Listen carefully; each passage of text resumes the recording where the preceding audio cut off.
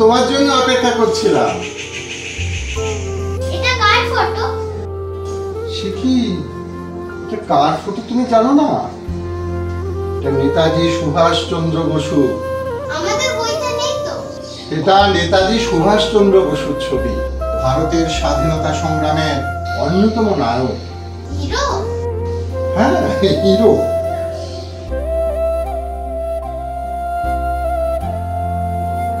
উনি কি India independent করেছিলেন?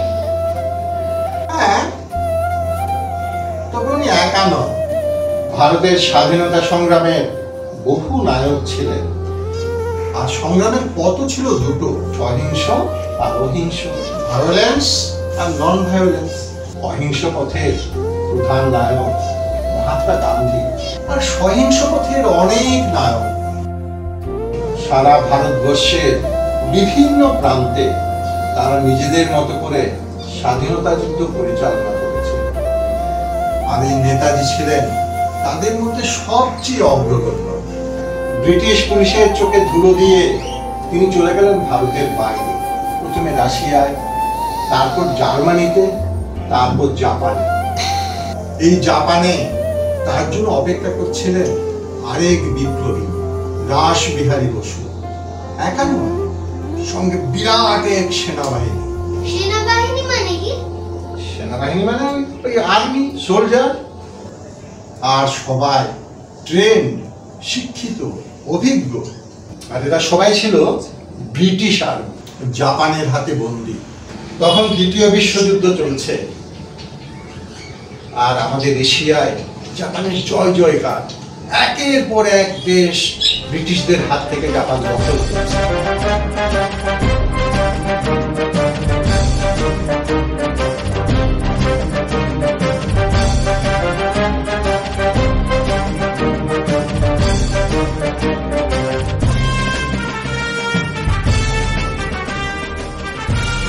আর ভারতীয় সৈন্য যারা এতদিন ধরে ব্রিটিশদের হয়ে যুদ্ধ করেছে, তারা সব জাপানের হাতে বন্দী। আমাদের বিপ্লবী রাসবিহারী বসু অনেক আগে গোপনে জাপানে চলে গেছে। কি করে গেলেন? তখন কবিগুরু জাপানে যাওয়ার তোড়জোড় চলছে। আর সেই সুযোগে রাসবিহারী বসু কবিগুরুর পার্সোনাল সেক্রেটারি ছদ্ম পরিচয় দিয়ে ব্রিটিশ পুলিশের চোখে ধুলো দিয়ে জাহাজে চাপলেন আর পৌঁছে গেলেন জাপানে। কবিগুরুকে? কবিগুরুকে জানো না? কবিগুরু রবীন্দ্রনাথ ঠাকুর, গ্রেট পোয়েট টেগোর। টেগরের পোয়েমস পড়েছি। তারপর কি হলো? সেই বন্দী ইন্ডিয়ান আর্মিতে জাপান মেরে ফেলবে। রাসবিহারী বসু বললেন, ওদের আমার হাতে দাও, আমি ওদের দিয়ে ব্রিটিশদের বিরুদ্ধে যুদ্ধ করব। সেই সোলজারদের নিয়ে রাসবিহারী বসু তৈরি করলেন ইন্ডিয়ান ন্যাশনাল আর্মি। তখন রাসবিহারী বসুর বয়স হয়েছে। ঠিক এই সময়ে জাপানে পৌঁছে গেলেন সুভাষ বোস।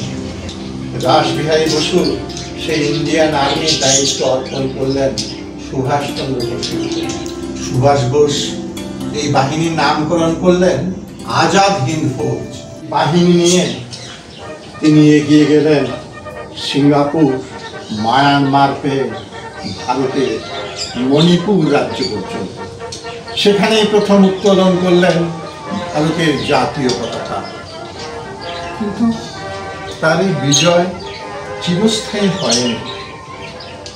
প্রাকৃতিক দুর্যোগে নানাবিধ কারণে তাকে ব্রিটিশদের কাছে হেরে যেতে হয়েছিল। কিন্তু এই পরাজয় যেন ভারতের স্বাধীনতার ইঙ্গিত দিয়ে গিয়েছিল। আজ আরেক স্বাধীনতা সংগ্রামী নায়কের কথা তোমাকে বলছি। তিনি চট্টগ্রামের মাস্টারদা সূর্য সেন। আজাদ হিন্দ বাহিনীর আগে তিনি চট্টগ্রামে ইন্ডিয়ান রিপাবলিকান আর্মি বলে একটা দল গঠন করেছিলেন। আর্মি তো হলো, অস্ত্র কোথায়? অস্ত্র কিনতে গেলে টাকা চাই, টাকা কে দেবে? রেল কোম্পানির মাইনে দেওয়ার জন্য টাকশাল থেকে টাকা নিয়ে আসছে ঘোড়ার গাড়িতে। মাস্টারদা ঠিক করলেন এই ঘোড়ার গাড়ি আক্রমণ করে টাকাগুলো কেড়ে নিতে পারে। যেই কথা সেই কাজ। যে রাস্তা দিয়ে ঘোড়ার গাড়িটা আসছিল, মাস্টারদার সঙ্গীরা তার একটা নির্জন স্থানে লুকিয়েছিল। আর ঘোড়ার গাড়িটা আসতে মাস্টারদার সঙ্গীরা তার উপরে ঝাঁপিয়ে পড়লো আর ব্রিটিশ সিপাহীদের নামিয়ে দিয়ে সেই টাকা শুদ্ধ ঘোড়ার গাড়ি নিয়ে উধাও। সেই টাকা দিয়ে অস্ত্র কেনা হলো, আর সেই অস্ত্র দিয়ে মাস্টারদার সঙ্গীদের নিয়ে চট্টগ্রাম শহরে ব্রিটিশ অস্ত্রাগার দখল করলো। অস্ত্রাগার কি? অস্ত্রাগার হচ্ছে যেখানে অস্ত্র শস্ত্র মজুদ রাখা হয়, যেমন তোমার এই বন্দুক, রাইফেল, স্টেনগান। মা জানো তো, দাদু আজ স্বাধীনতা সংগ্রামে হিরোদের গল্প বলছিল। স্বাধীনতা সংগ্রামীরা ডাকাতি করেছিল আর্মিসের জন্য। চট্টগ্রামের মাস্টারদা সূর্য সেন। স্টপ! তোমার এখন অনলাইনে ম্যাথ ক্লাস ছিল না? আজ তো ইন্ডিপেন্ডেন্স ডে। আমি আর দাদু মিলে ইন্ডিপেন্ডেন্স ডে সেলিব্রেট করব। করোনার জন্য তো স্কুলে যাওয়া হবে না। আমি আর দাদু মিলে বাড়িতেই ফ্ল্যাগ হোস্টিং করব। Damn you independence day! যাও কম্পিউটারে বসো, গিয়ে অনলাইন ক্লাস করো। স্বাধীনতা দিবসের দিনে তুমি এসব কি বলছো বৌমা? সব কি ভাষা? আপনাকে অনেকদিন বলেছি ওইসব স্বদেশী ডাকাতের গল্প সায়ানের সাথে করবেন না, ওতেও শিশু মনে রিয়াকশন হয়। স্বদেশী ডাকাত তুমি কাদের বলছো বৌমা? স্বদেশীদের সম্পর্কে তোমার কোনো ধারণা আছে? ছোটবেলা থেকে কি শিক্ষা পেয়েছো? কোনো ভদ্র সভ্য পরিবারের মেয়ের মুখে এসব কথা শোনা পায় না। কি বিকৃত মানসিকতা তোমার! মুখ সামনে কথা বলবেন। কাকে ভদ্রতা শেখাচ্ছেন আপনি? আমার বাবার আর দাদার মান্থলি ইনকাম কত জানেন? সারা জীবনেও আপনি তা করতে পারেন। নিজের ছেলেটাকে তো একটা সামান্য স্কুল মাস্টার তৈরি করেছেন। কত ইনকাম করে? অর্থের মাপকাঠিতে তার ভবিষ্যতের বিচার আমরা করতে শিখি। আমাদের কাছে সব থেকে বড় আদর্শ আর ছেলে চাইলে হয়তো আরো অনেক ভালো চাকরি পেত। আমি চেয়েছিলাম ও শিক্ষক হোক, আর জীবনের প্রথম চাকরির পরীক্ষায় ও সাফল্য পেয়েছে। বিশ্ব জয় করে ফেলেছে, সারা জীবন স্কুল মাস্টার হয়ে থাকতে হবে। কত টাকা মাইনে পায়? শুধু টাকা টাকা টাকা টাকা ছাড়া আর কিছু বুঝলে না বৌমা। অসহ্য। অসহ্য তো এখানে পড়ে আছেন কেন? দরজা তো খোলাই আছে, যান না যেখানে খুশি চলে। মম, তুমি দাদুকে বকছো কেন? আমরা কি সুন্দর ইন্ডিপেন্ডেন্স ডে প্রোগ্রাম করছিলাম। ম্যাম তো বলেছিল ইন্ডিপেন্ডেন্স ডের জন্য অনলাইন ক্লাস নেবে না। স্টপ! স্টুপিডের মতো কথা বলবেন না। ওকে বকছো কেন? দোষ তো আমার। আর সেই দোষ মাথাকে নিয়ে আমি চলে যাচ্ছি। আসি দাদু, আসি। আরো মন দিয়ে পড়াশোনা করে মানুষের মতো মানুষ হতে হবে। না দাদু, তুমি যেও না। যেতে জানাতে হবে দাদু। ভালো থেকে বাবা মা কথা শুনে চলো। না দাদু, তুমি যাবে না। দাদু, দাদু, তুমি যেও না। দাদু, তুমি যেও না। দাদু, ছাড়ো। মম, তুমি খুব খারাপ, খুব বাজে। দাদু, আমাকে নিয়ে যাও। দাদু, দাদু, দাদু। সায়ন, কি হলো সায়ন? সায়ন, সায়ন ওঠ। সায়ন কি হলো? সায়ন, সায়ন কি হলো বাবা? সায়ন, সায়ন ওঠ। সায়ন,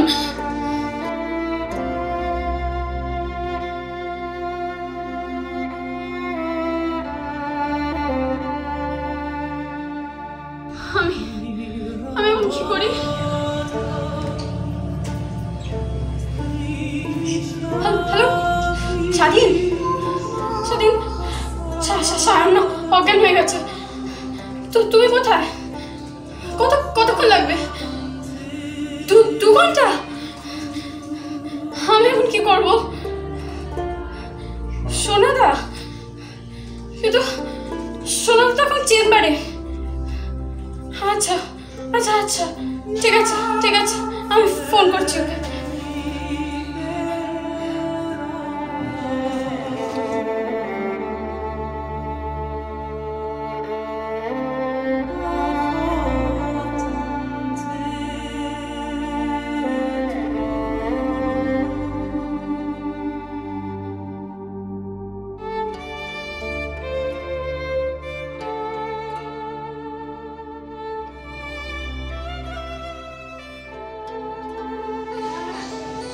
সোনাকে ফোন করেছিলাম, এখনো আসেনি। না, ওর কোনো চোখ খুলেনি। ওই তো সোনাদা এসে গেছে।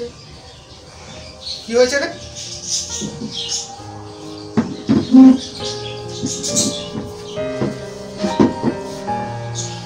এই দেখো না, কেমন অজ্ঞান হয়ে আছে, চোখ খুলছে না, কথা বলছে না।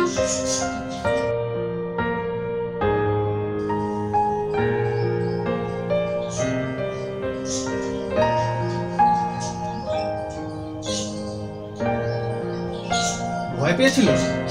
কই না তো।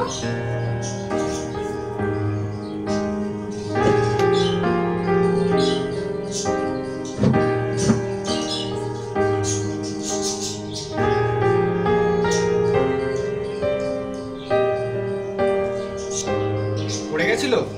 না, আচ্ছা ঠিক কি হয়েছিল বলতো? সকালেও শ্বশুর মশাইয়ের কাছে এসেছিল। শ্বশুর মশাই ওকে কি সব গল্প বলছিল, স্বদেশি ডাকাতদের গল্প। কি বললি? স্বদেশী ডাকাত? আজ স্বাধীনতা দিবসের দিন তুই ওই কথাটা উচ্চারণ করতে পারলি? তারপর কি হয়েছে বল? তারপর আমার সাথে একটু কথা কাটাকাটি হলো, আর শ্বশুর মশাই বেরিয়ে গেলেন। সায়ন অনেকবার ডাকাডাকি করলো, কিন্তু বুঝতে পেরেছি, সব বুঝতে পেরেছি। ইচ্ছা করছে এক চড়ে তোর মুন্ডু ঘুরিয়ে দিই। তোরা সব কটা ভাই বোন তো অমানুষ, টাকা ছাড়া কিচ্ছু বুঝিস না। মনুষ্যত্ব বলতে কিচ্ছু নেই। তোর পরম সৌভাগ্য যে তুই স্যারের পুত্রবধূ হয়ে আসতে পেরেছিস। আর গল্পের কথা বলছিস?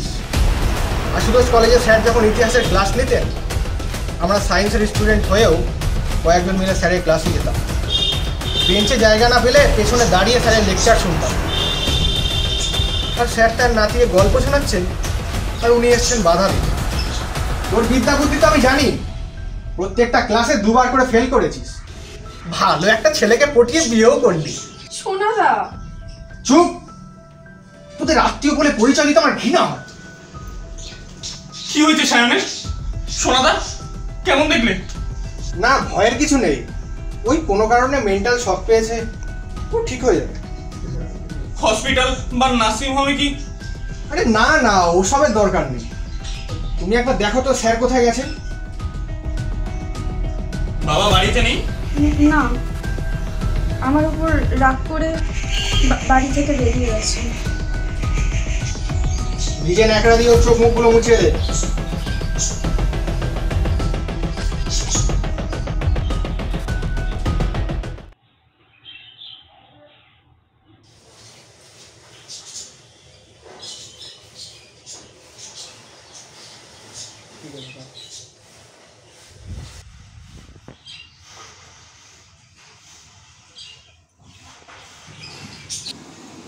হ্যালো জয়দা।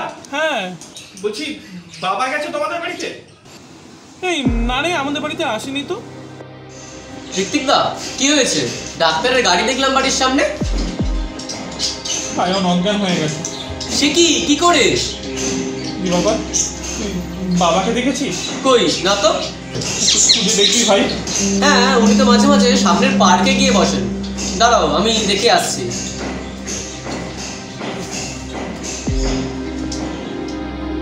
না, আমাদের বাড়িতে আসেনি, তবে আমি আশ্রমে যেতে দেখেছি। আশ্রমে? ঠিক আছে ঠিক আছে, আমি আসছি। এই কি হয়েছে বলতো?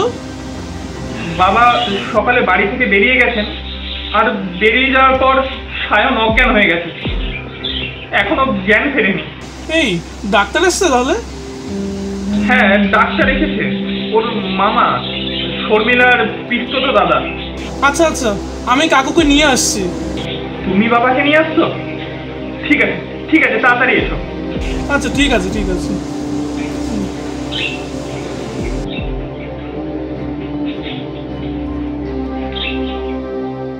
খোঁজ পেলে? হ্যাঁ, জয়দা বলল বাবা আশ্রমে আছে, জয়দা নিয়ে আসছে। ও আচ্ছা, এই হাত পায়ের আঙুলগুলো একটু টেনে যেত, আর একবার ফোন করে দেখো তো কোথায় আছে।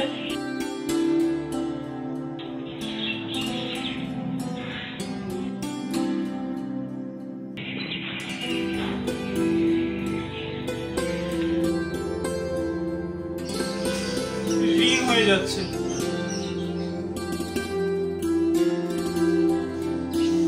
কাকু আসুন।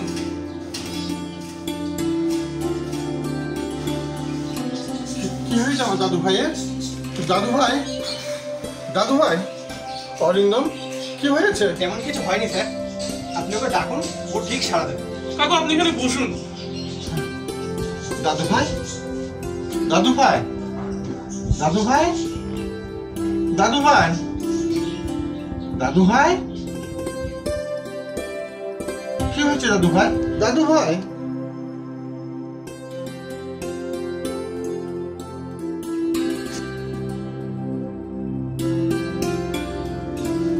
এই তো শাহিন সব খুলেছে।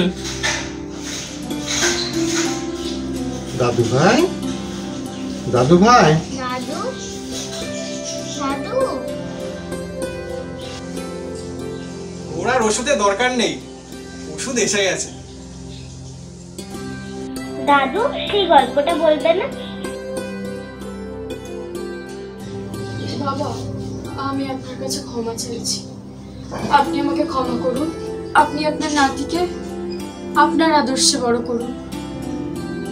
আমি আর কোনোদিনও আপনাদের মাঝখানে কথা বলতে আসবো না। দাদু লেগোস্টিং করবে না? হ্যাঁ দাদু ভাই, আসল কাজটাই তো বাকি রয়ে গেছে। ওঠো ওঠো ওঠো ওঠো ওঠো ওঠো ওঠো, এসো এসো সবাই এসো, সবাই এসো, এসো এসো এসো, সবাই এসো।